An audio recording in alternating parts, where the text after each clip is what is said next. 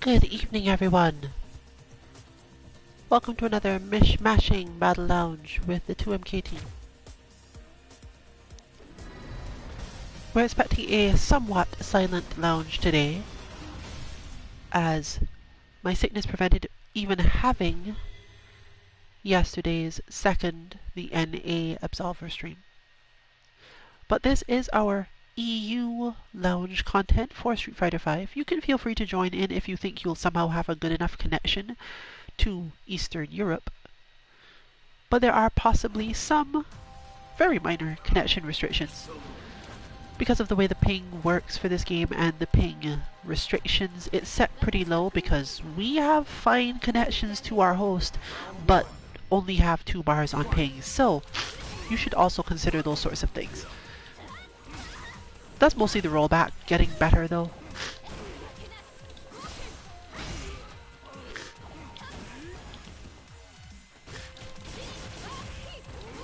Today we're also not working on anything in particular.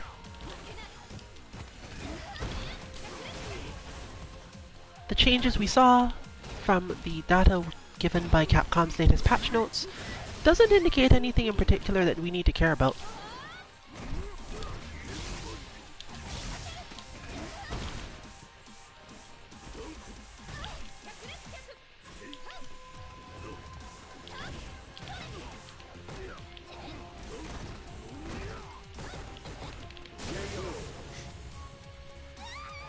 So we're just working on speed as we usually are.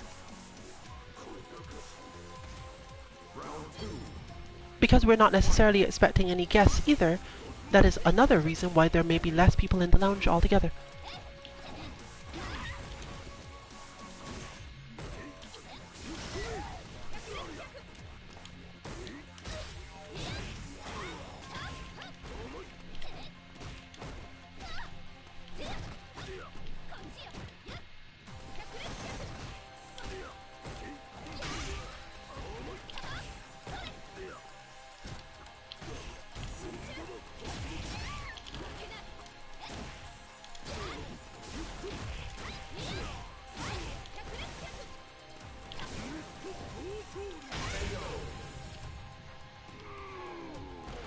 But also, as we are mostly just working on speed, at least for the beginning, we're not really expecting to have a lot to say tactically because we don't play tactically, we just do whatever we want. No, to be more serious, the tactics are increasingly complex. As you know, we tend to cover concepts of how to deal with repetitive tactics or overall matchups and so on, whereas this isn't the problem or the real thing you're worried about when you're fighting people like us. You're really caring about whether or not we're willing to do certain things in the first place. And of course, working out which of your own tactics actually isn't as invincible or as useful as you thought.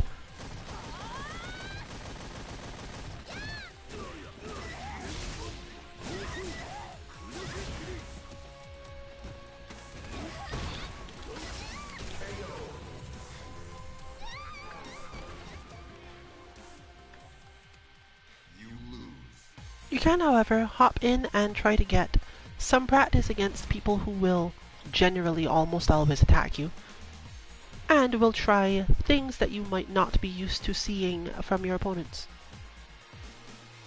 And we in turn will probably learn a bit from you.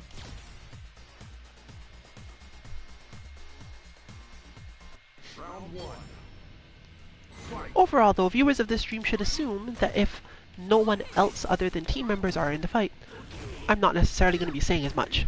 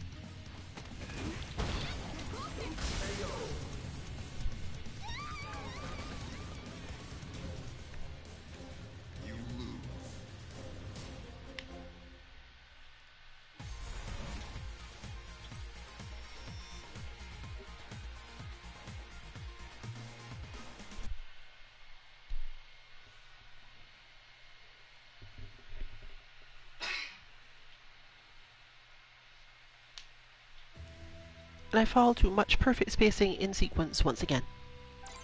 Head Smasher.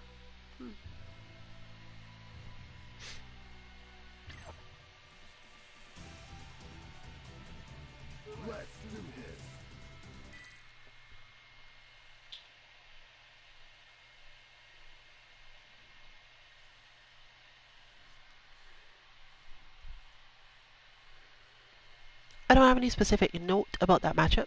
My opponent's spacing was just always better than mine, and therefore I lost it. But this is possibly going to take a relatively large change in mindset from Suntier, because optimal spacing against Chun-Li and optimal spacing against Bison are almost completely opposite. Bison has so many more ways to check a specific approach, but nearly no ways to check the other one. You get a lot more options for going into the air at close range, using demon flips not so much as avoidance but as offense. But you don't get to walk around as much, and you don't get to Tatsu as much. This is fine because there's no fireball to deal with. But Bison being able to use crouch medium kick in specific situations can be really problematic. Just Fine is also usually able to see when something is going to be a fake out, but it is still enough work to end up thinking about it the other way. Like, do I have to deal with this? Is this a fake out or not? That's an additional layer of stress at all times.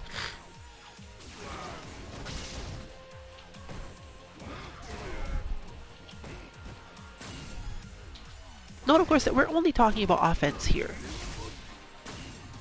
Sun has been working on explicitly dealing with the fact that a lot of people just kind of clam up against Akuma, and on top of that against the flow that he has as Akuma, so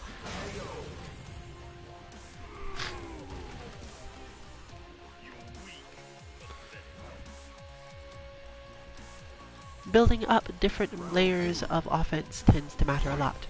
I think these two had a relatively long fight session some while back,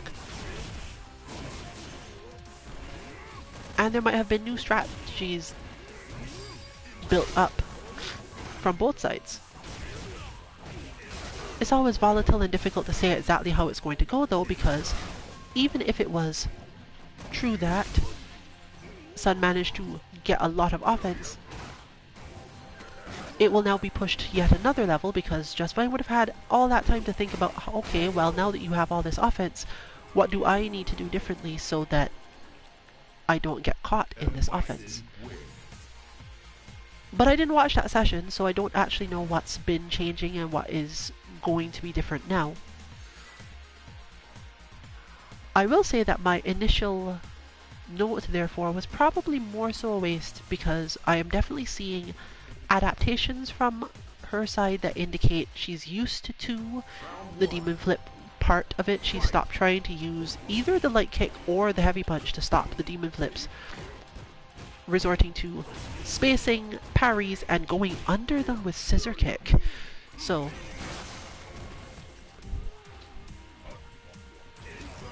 looks like Sun might have to find yet another method of getting through this, or, you know, just mix them all up enough that it no longer matters, which is our general methodology. The more layers you can learn, the more your opponent has to deal with them.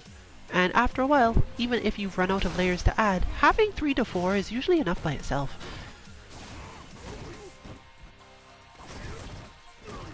High-level players often adapt to which current of the layers the opponent is focused on, but that does not mean that they don't understand all of the options. Often they understand them all really well, and people are seldom surprised fully these days. The demon flip's effectiveness does change a lot in the corner, so that's still probably useful.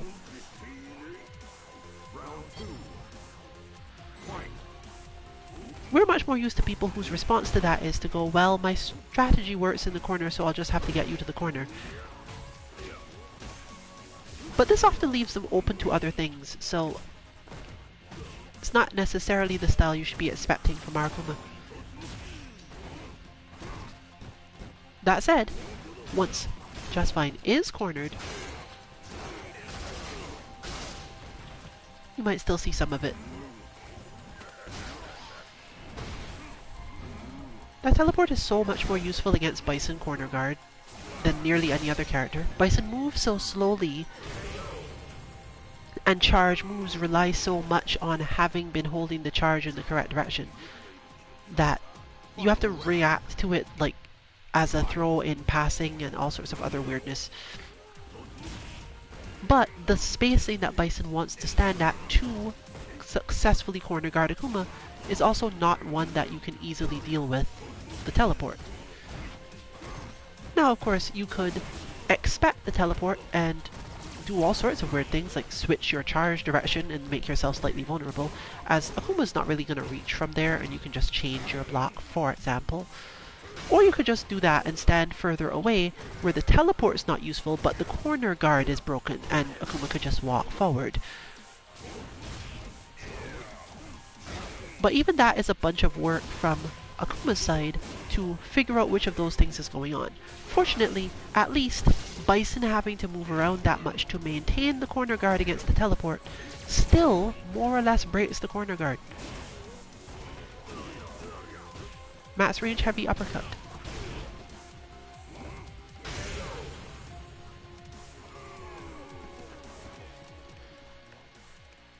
And Bison wins.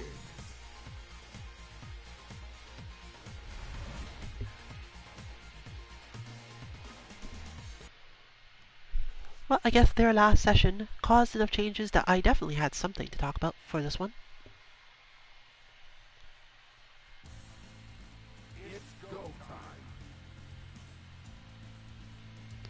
Seems that our opponent left. Let's do this. We'll see what weirdness the system gives us this time. Sometimes it gets stuttery, sometimes it disconnects. It's been better lately, in fact much so. Probably something to do with some change on the ISP side.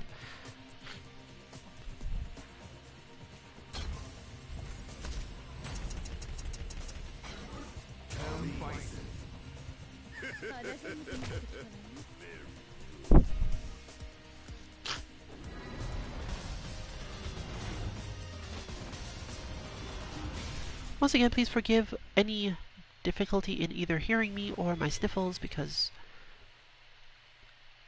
the sick is coming and going and I don't know why.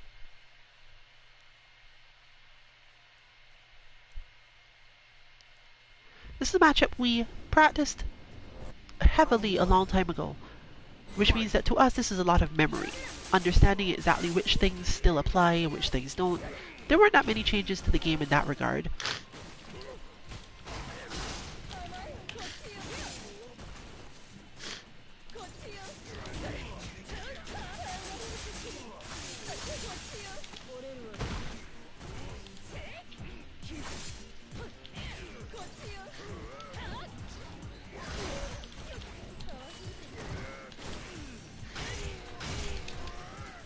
Still cannot get that cancel for some reason.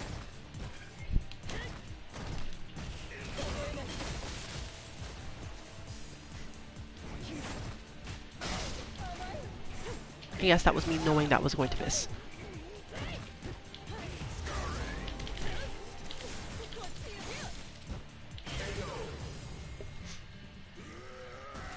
Because we know so much of the tools and matchups in this fight, you're actually not going to see many of them.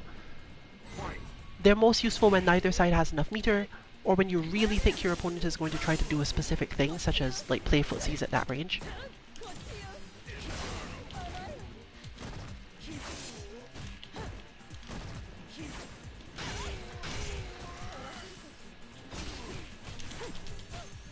I always drop that when I do that. I'm not sure why either.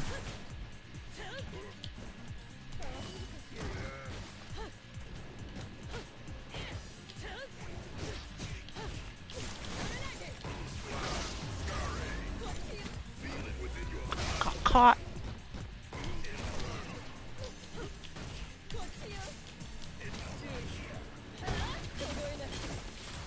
How did that miss?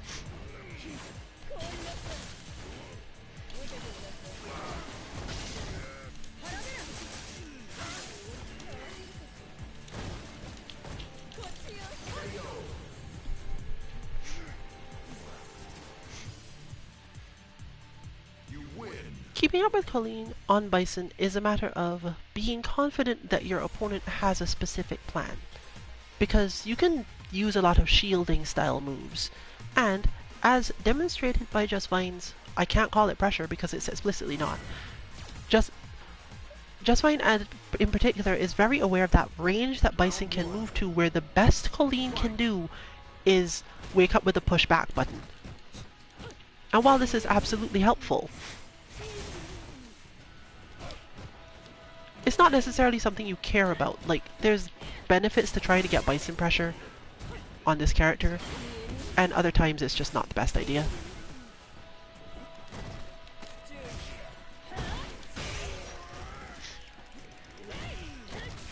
I dropped it.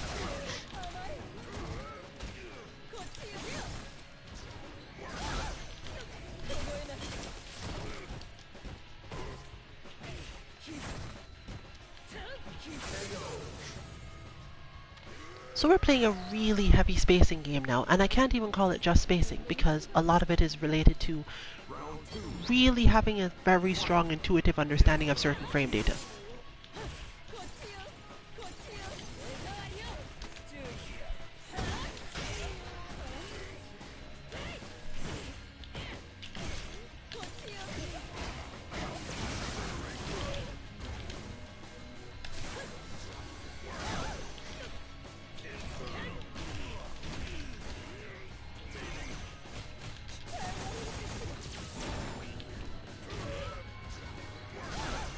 Was not expecting that to reach, but I forgot it's Bison, therefore it does.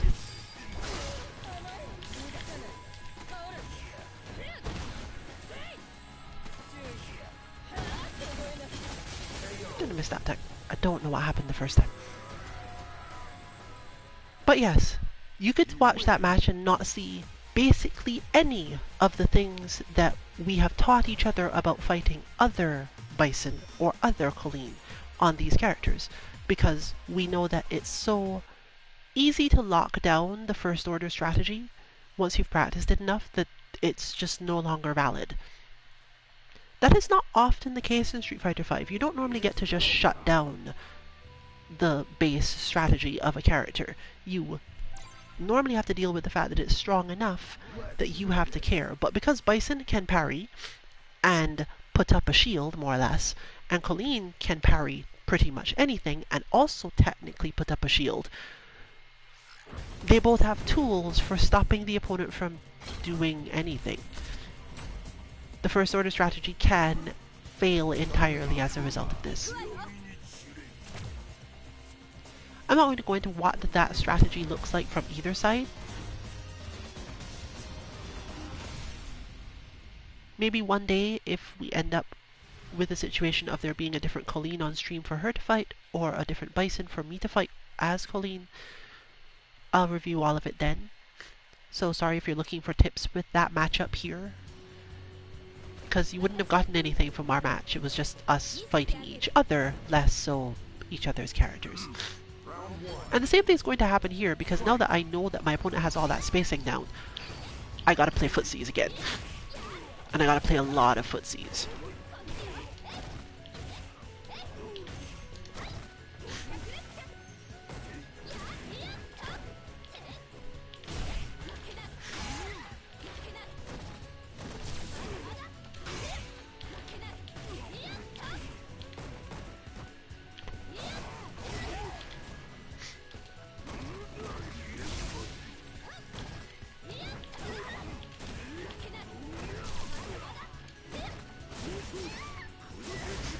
I should have known that was going to happen.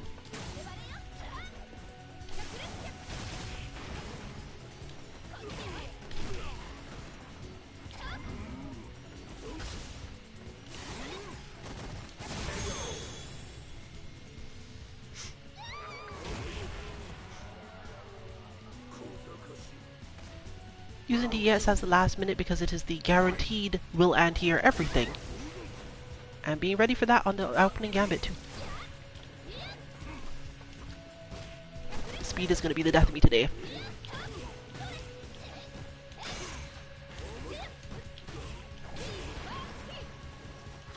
Okay, space that.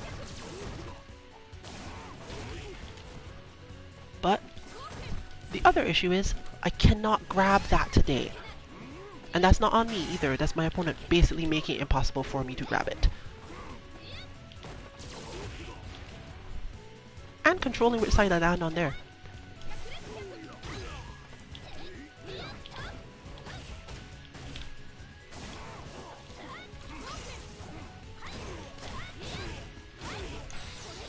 Gotta use it.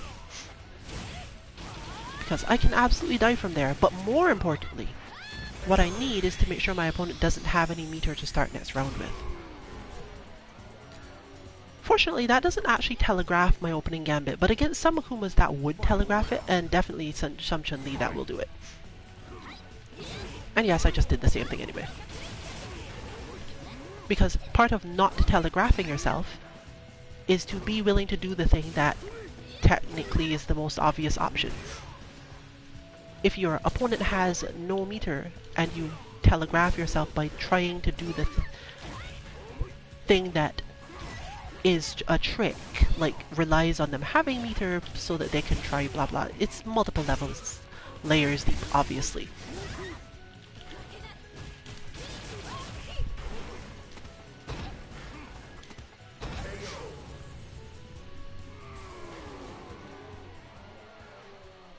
You win.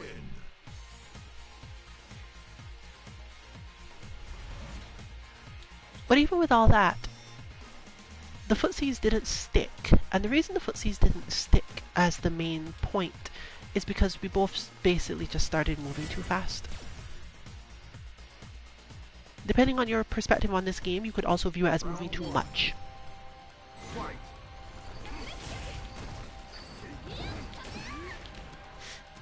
But when you have very evasive characters, you have to deal with that sometimes.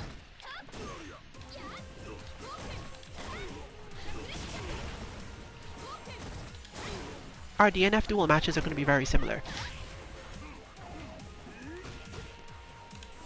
Or rather, are very similar, you just haven't seen any of them yet.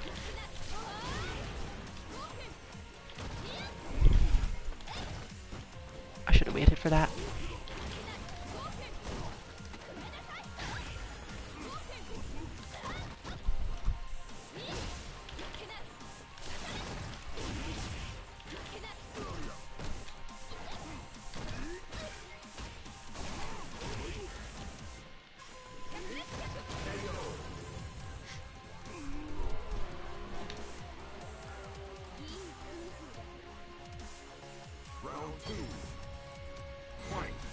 If you play these games for long enough, you build up a weird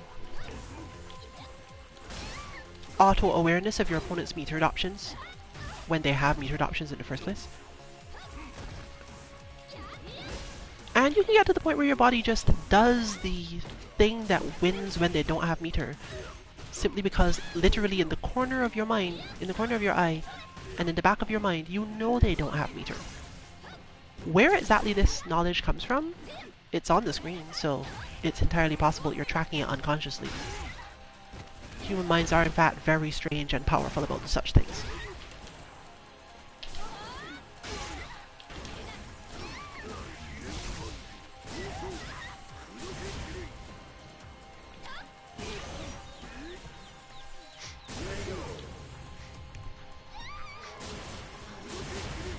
What normally happens here is that once I've convinced my opponent that a lot of attacking is going to happen and that they need to be on guard for a lot of things that I'm basically not going to stop, then the answer usually becomes throwing. Now I don't necessarily want to be doing a lot of throwing today, but it's still the answer. Fortunately, Akuma can stop you from doing that too. There's enough options in Akuma's arsenal that just going, oh I'm throwing now, is not enough. But it does force Akuma into even more retreats. And that means you get at least two options that you didn't have normally. We're back to a specific form of footsies, namely that. But I don't have enough data points to decide if my opponent is now going to do a different thing if I do that.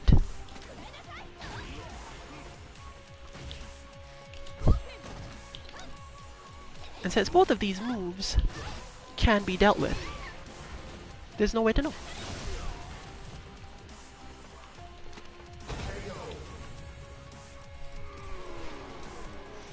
aiming to get to the point where things are changing too quickly that you can be sure of anything is helpful to you when facing off against pros, because pros, a large part of what makes them pros is that they are faster in terms of how they think. They are better at changing their entire mindset on the fly. Becoming too rigid usually makes you locked down and incapable of doing this for particularly long. Now obviously, you must practice your execution, your awareness, and all of those things, but we have the fortune of having our bot inputs. We can train all of those things without fighting a person, and therefore without having to deal with any of the emotional baggage we might be carrying around that day, without having to deal with any of the specifics of, oh, my controller's not working, so I'm getting after image or getting salty about specific interactions. You can just adapt to those things, or just go, oh, I've been fighting this bot for 15 minutes. I keep on dropping this thing. Maybe my controller's off. Maybe my hands are off. Maybe I'm just tired today. Without, people beating you up for it. Some of us are definitely blessed enough to just tank through all of that without ever worrying too hard about it. But it's really helpful to have not necessarily an objective way of dealing with things, but enough of one that you could look at it without additional emotions coming up. The Shadowloo jacket, though. This is such a great costume. We've definitely been having that discussion on the greatness of new costumes. This one in particular is top-notch.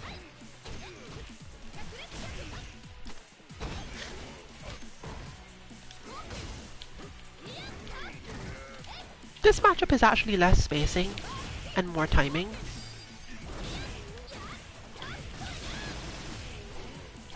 With a lot of, I'm doing this now because I know you can't do anything about it.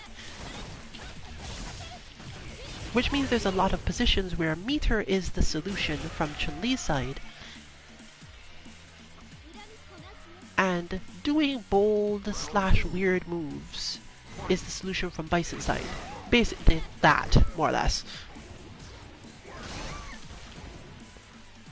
There's definitely positions that come up fairly often in this matchup, and in this game, where you're throwing out a normal that won't reach at all if your opponent doesn't hit their own.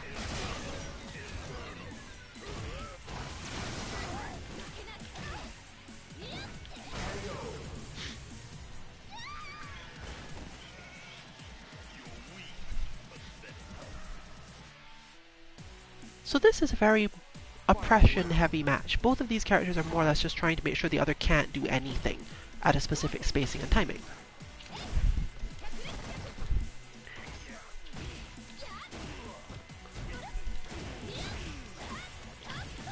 I expected that aspect of this matchup to change, but then I remembered that it's not the second hit of this move that I care about.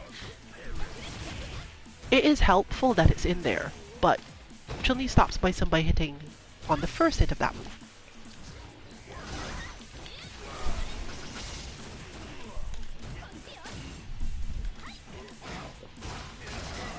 With one of the largest reasons why those types of moves are effective in the matchup being simply that you have movement forward when you want it. Bison's attacks tend to be long and sort of arcing, leading to you getting out of his way entirely. He can still hit you, but the confirms are harder. Sometimes you can't do it at all because of the timing. And that means that technically the changes made to that move are a massive buff in this matchup. Bison doesn't want to be spending time thinking about how to hit quick normals to stop Chun-Li's crouch heavy punch. That's not a good flow for the matchup as a whole. And even just putting up a wall in front of him isn't a great plan.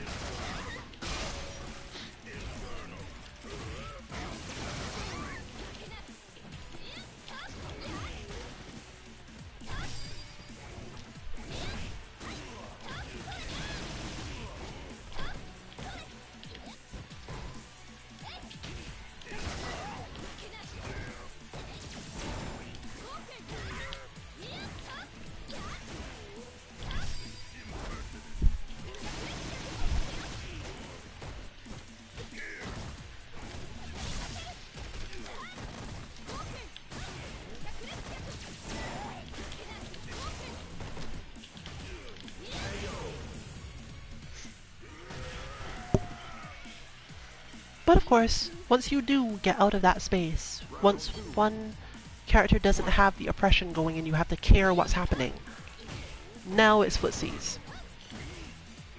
Now it's extremely precise spacings.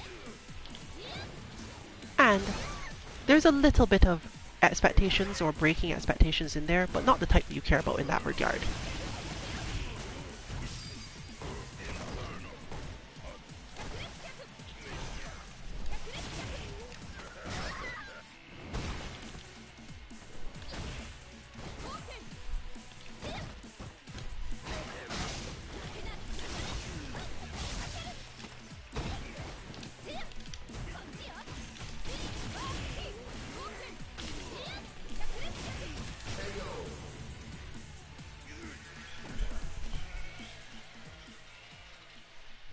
So in short, Chun-Li needs to work on making herself untargetable, because Bison can actually keep up with her in footsies, just not, like, as an offense tool.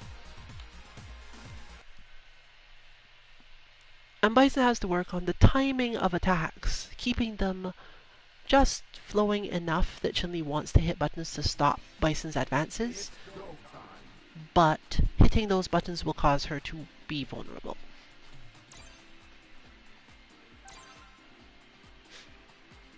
Let's do this.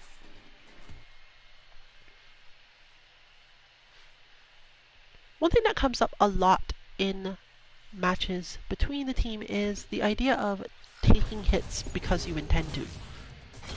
There are definitely a lot of things that come up in fighting games where you want to risk taking a specific hit because it's better than the alternative of getting locked down or losing control.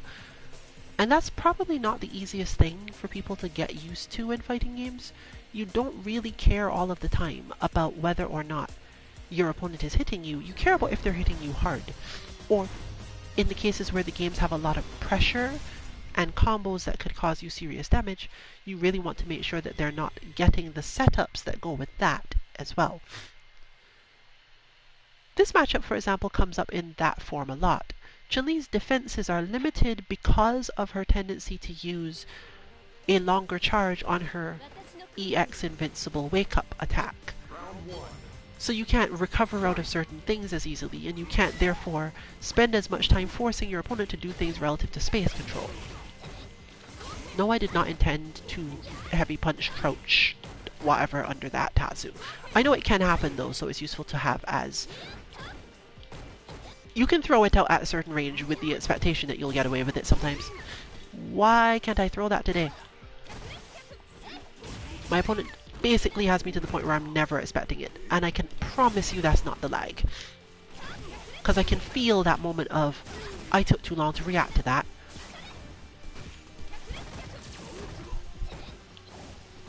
There we go.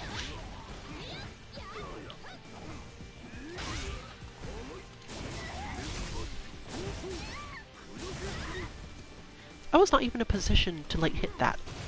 I definitely should have baited that.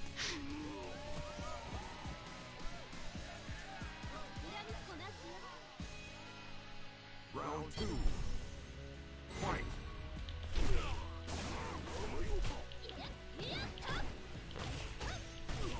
That was even weirder, because I knew I was going to miss it and therefore jumped.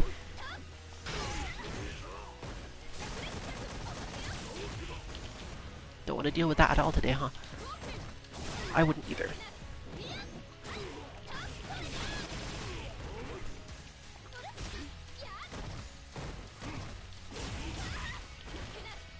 How does he do it every time? Technically I know how he does it every time, but I'm not telling the rest of you. I don't think I've blocked a Tatsu the entire 2 matches. Maybe 1. The reason that's so disconcerting to me is because I don't even like Kikoken. Like, I play this character without the move as much as I can. And this matchup is not one where I'm activating it because I think it's going to help a lot. Round one. I'd be better off hitting a bunch of other things, namely the stand medium kick and so on. But it doesn't work that way all the time.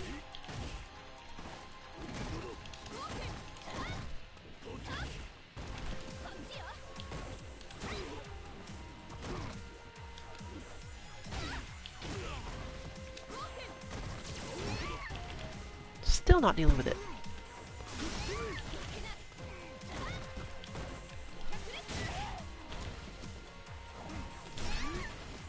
Missed the air throw on that one too. Which means that the spacing was off. And again. My opponent has spent clearly too much time playing Melty Blood.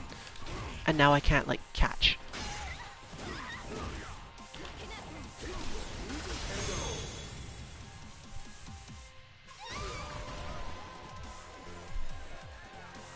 At least I made your hair fabulous for a frame.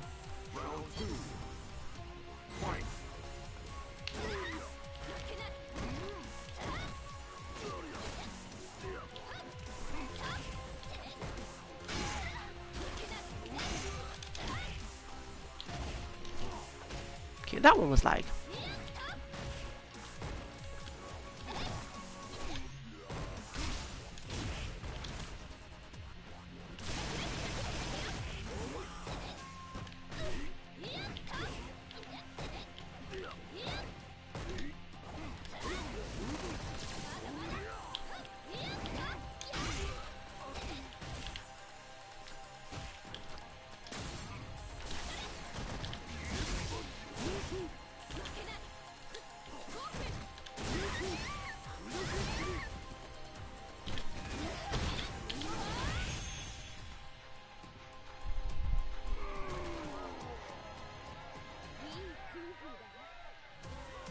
Final round. Fight. Oof.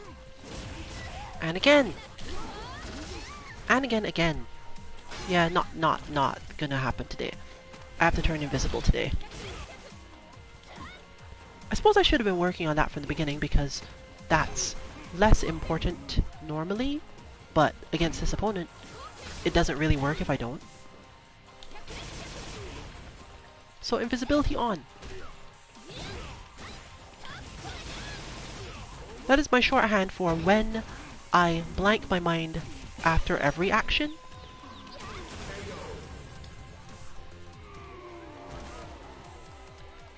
Whether or not this has any real effect on what my opponent can sense in my intent, that's up to you to decide, but it's still a better way to play the game in general, so if I'm not doing it and losing, clearly I should be doing it. Technically, I should just always be doing it.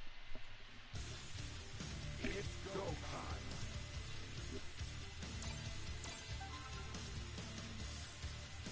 Let's do this.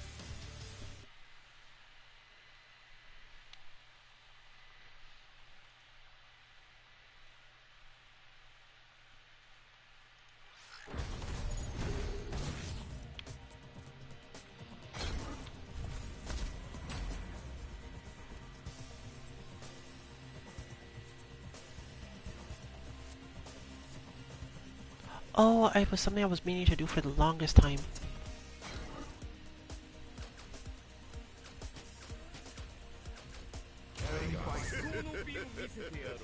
Does this work? This is not a matchup thing I'm testing. This is not a counter pick.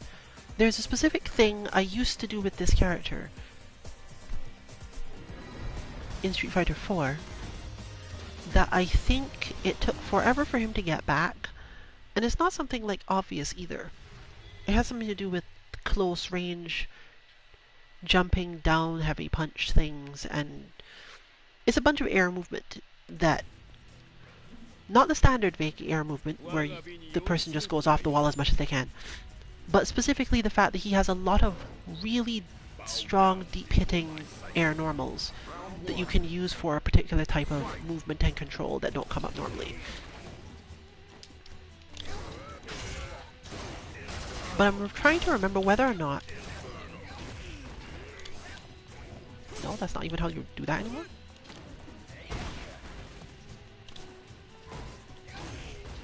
Capcom, what did you do?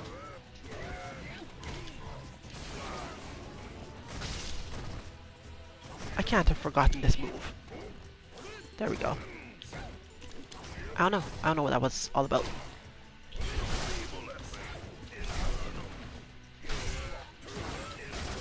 Should have switched claw off from the very beginning. but I'll call that a retake because I got totally messed up by the fact that Sky High Claw has a really long charge time or something. Round two. Fight. Yeah, or I'm doing it wrong in some way that I'm not aware of. Is it a down bat to forward charge or some similar nonsense? Oh well, whatever. I don't care about it.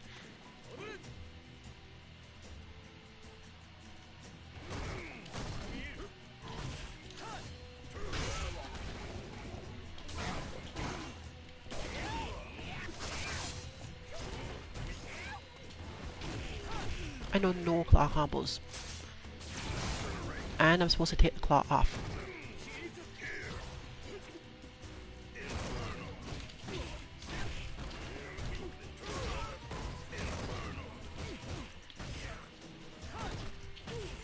There's a good reason why players slide so much. It's absolutely, like, they didn't give him the move because it's dumb or useless. The problem with sliding is that people run away from you first and then slide after that.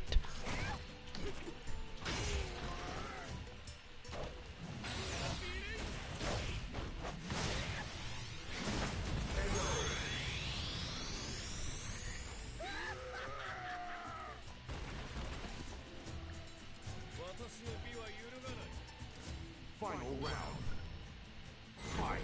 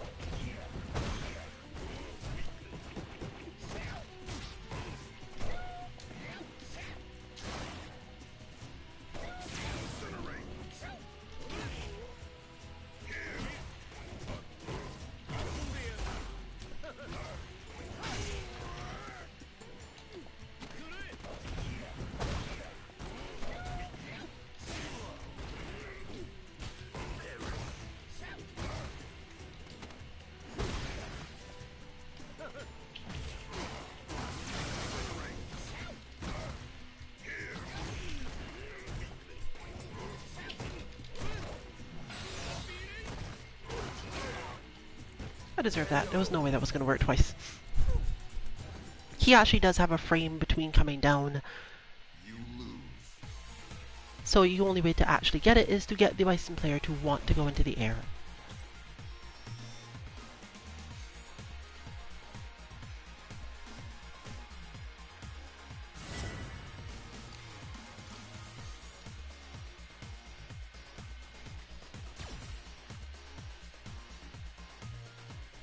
Round one.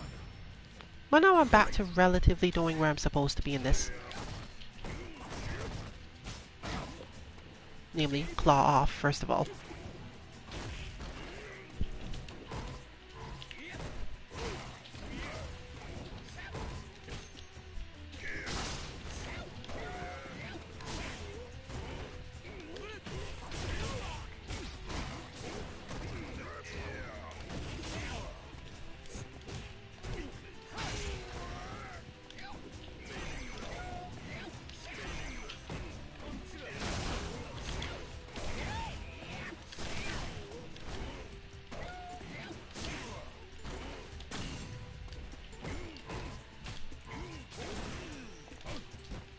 Okay, that one still works.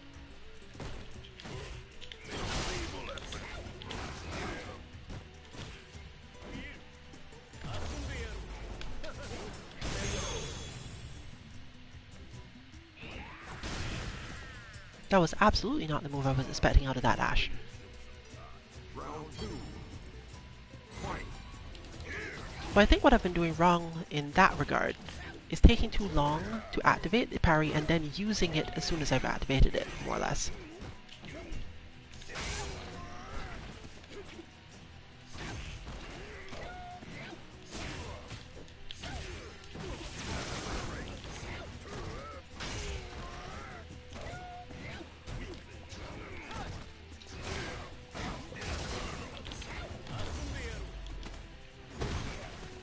It needs to be used more like Kareen's, where you're not really trying to do things because you can parry.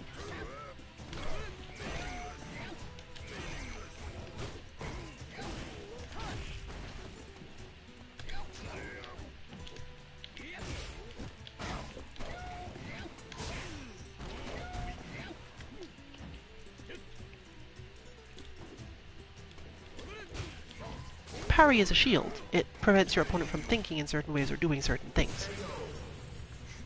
So, technically, letting the entire timer on the parry run out without ever parrying is still a valid option for me.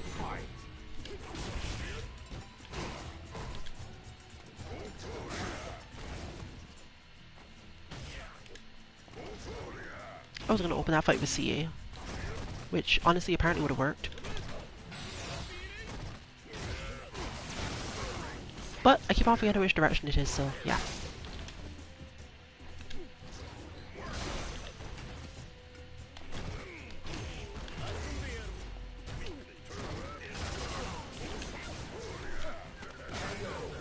And knowing that the parry is available, moving to the other side.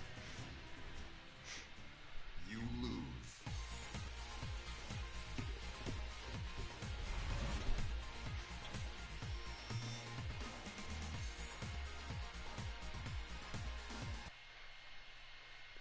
The reason I didn't test the thing I'm talking about against bots is, one, there is no specific bot to test it against. Our Bison bot doesn't act the same way. And what you're looking for is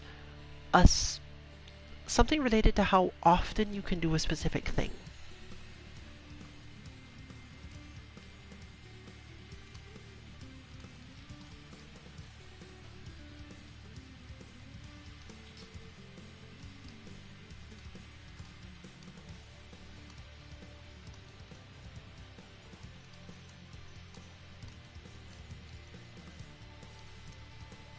Alright then, it looks like we'll probably get 2 more matches on stream. The lounge is probably closing after the matches in this case, because again, it's just been us the whole time, first of all.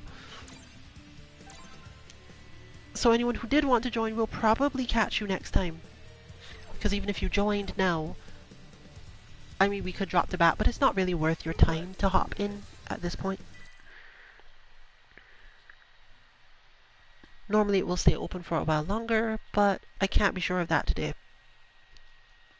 You can look around for a Suntier lounge, assuming Suntier continues, but since the rest of us are definitely going, it may be more effective for Sun to go find different opponents or go into ranked if he's looking to continue practice.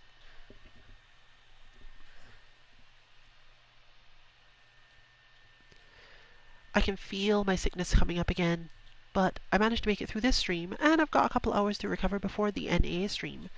But know that that stream might therefore be silent, simply because.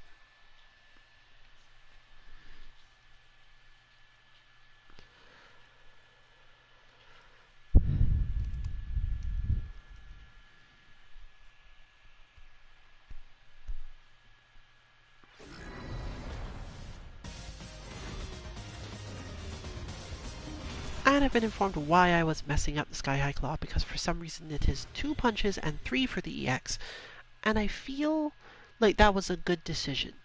Because technically that's partially what I was looking for. The thing that one needs to do to get the instant down strike with punches would in fact trigger Sky High Claw, but it wasn't doing that. So now that I know that, I'm even more interested to test this out, but only from the practical level. It's more so that I forgot this because I know that I redesigned the bot with this in mind.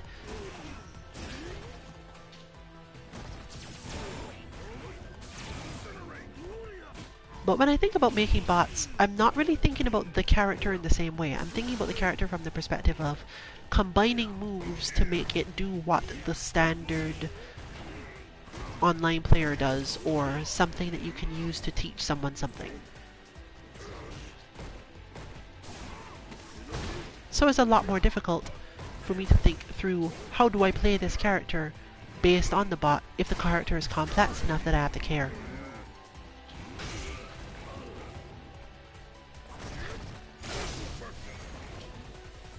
Was that supposed to be like a parry? It looked like there was a parry for a moment.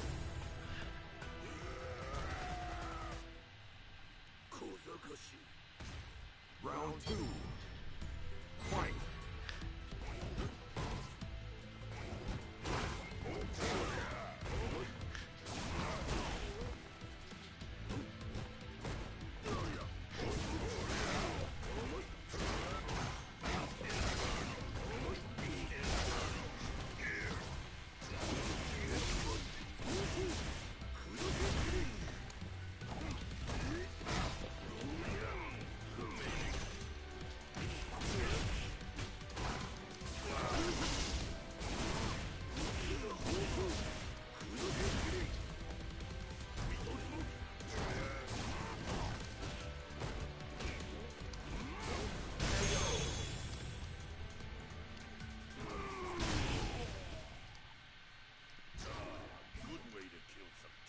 Final round.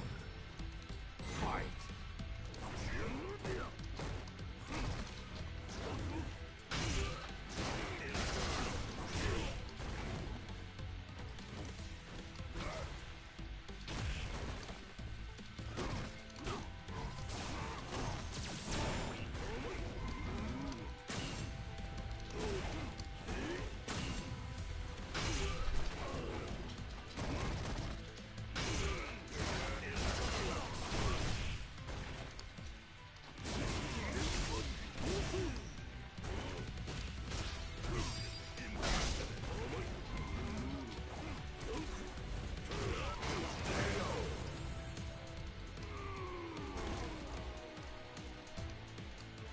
And Bison wins.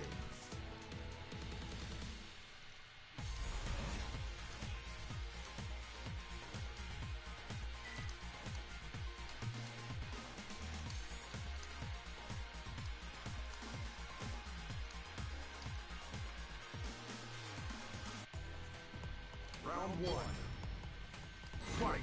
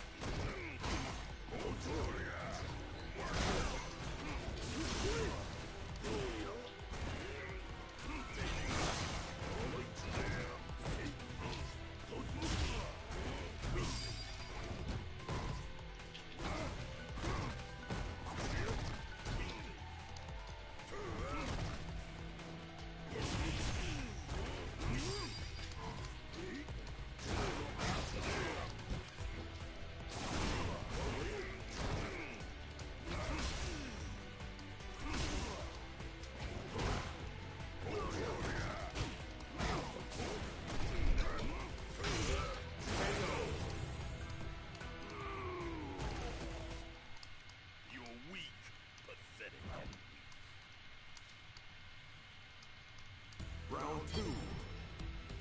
Fight.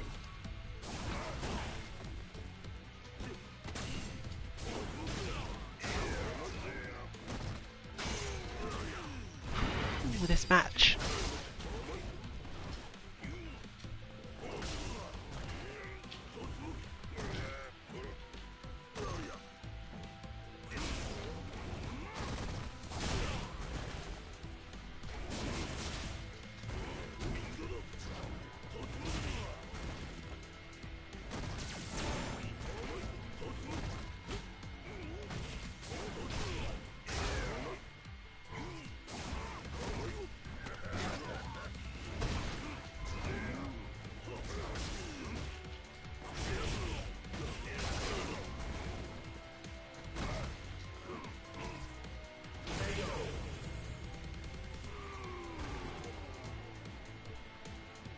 And Bison wins.